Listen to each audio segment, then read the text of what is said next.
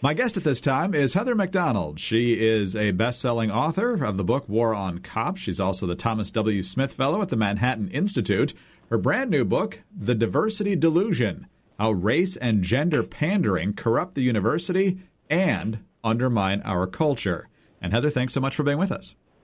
Well, thank you for having me on, Greg. I greatly appreciate it. Well, you start the book by discussing something you and I discussed shortly after it happened, and that's when you were faced with essentially a mob of protesters at Claremont McKenna College. It was right around the same time you had another incident at UCLA, but the one at Claremont was far more intense and prevented you from actually engaging with the students. You had to give your speech basically in an empty room because the security there feared the mob would actually get to you and somebody, you or someone else, could get hurt.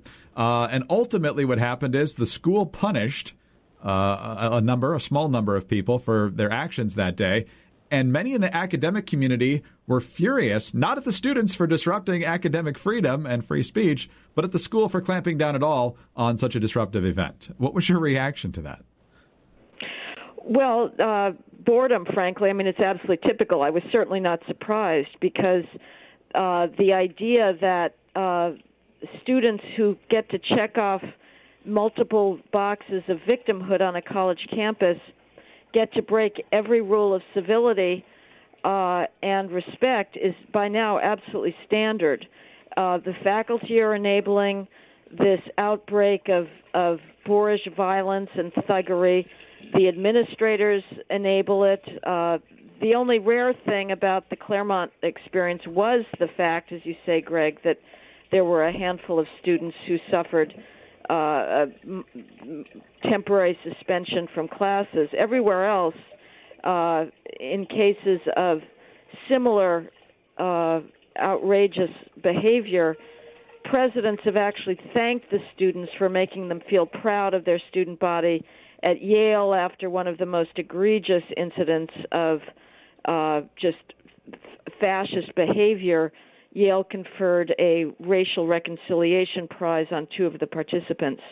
So we are breeding students who have no understanding of civil discourse, but even worse than that, Greg, they are being taught to think of themselves as victims of ubiquitous racism and sexism. That's a lie. But they're bringing that perspective with them into the world and transforming virtually all of our mainstream institutions accordingly. Heather, the liberal campus, or the university campus for the most part, has been a hallmark of liberalism for pretty much 50 years now, if not longer in some cases. And once the protest generation and the flower children got to be teachers and administrators and so forth, it's understandable that it's become a liberal place in most places around the country and perhaps increasingly liberal. But how did we get to the point where it's, back in the 60s, it was, we have other ideas. Why can't we be heard? We want academic freedom. We want free speech. And now anything that is considered the least bit unorthodox from the left or progressive perspective is completely clamped down upon. How did we get to that point? Well, first of all, I think that we tend to over-romanticize the Berkeley free speech movement. I don't think we should necessarily take them at their word that they were really principled defenders of free speech even back then. Very quickly, you had the ideas of Herbert Marcuse take hold. He had a concept that he called repressive tolerance, an oxymoron if ever there was one, that said that in order to engineer true tolerance for societies oppressed, we need to be repressive towards ideas that allegedly oppress them. So the left-wing call for censorship has been around for a long time, since the 1960s. Nevertheless, I think you're right to see a acceleration and a greater virulence to this, and there is a very definite explanation.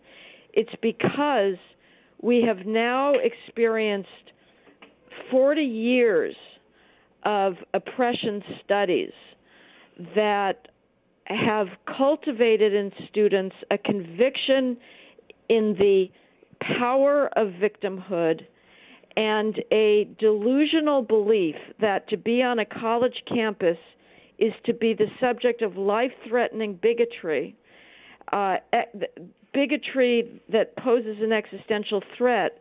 And if you believe that, what students and their faculty enablers argue is that what they term hate speech, and your listeners should realize that if they hear a liberal defender of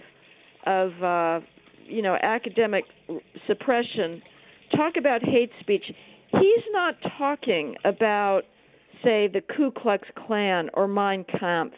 He's talking about completely rational arguments that simply oppose campus orthodoxies. I am viewed as a white supremacist and proponent of hate speech, perpetrator of hate speech, simply because I have argued that there is unacknowledged but significant support for the police in high-crime minority communities. That is seen as a form of hate speech. So the equation is hate speech equals behavior that threatens minorities and women, and therefore, as conduct, as behavior, it must be silenced with force if necessary. So what we're seeing, the campus suppression of free speech is a huge problem. It's threatening speech everywhere. However, it is a symptom of a more serious problem, Greg, and that is this cultivation of victim identity. Is that what they want? And if so, what do they think they're ultimately going to achieve by promoting that? Well, they sure want a total and unassailable monopoly of thought. And outside of the conservative media and outside of, admittedly relatively powerful red state Trump supporters, when it comes to the elite culture and mainstream institutions, the left already has pretty much of a lock on power, but they want it to be total.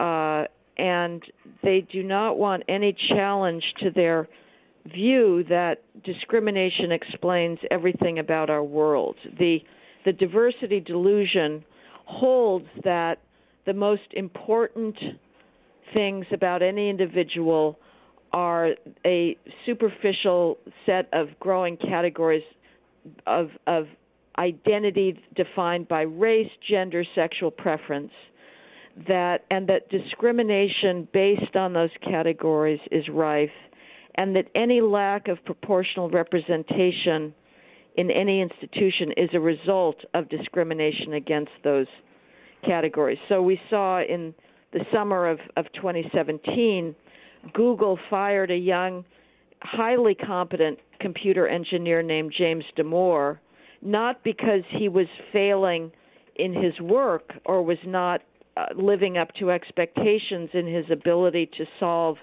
computer engineering problems, but because he had written a memo saying that the lack of 50-50 gender proportionality at Google may be due to the average dispositions of males and females when it comes to careers.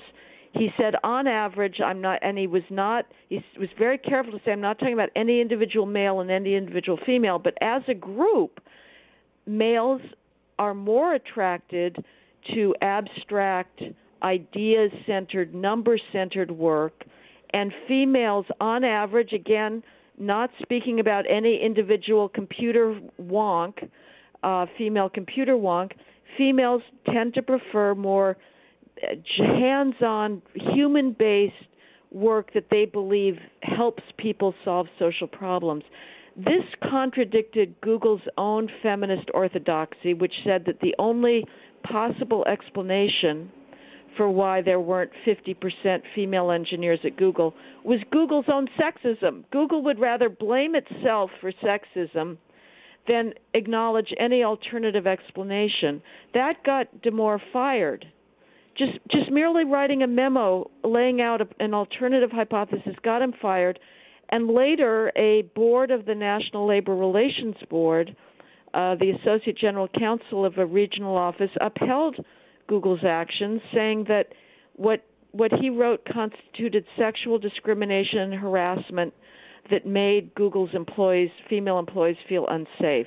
This is very, very dangerous stuff, Greg. It's the Diversity Delusion, how race and gender pandering corrupt the university and undermine our culture. Heather, thanks very much for your time today. Thank you for having me on, Greg. I appreciate it. I'm Greg Corombos reporting for Radio America.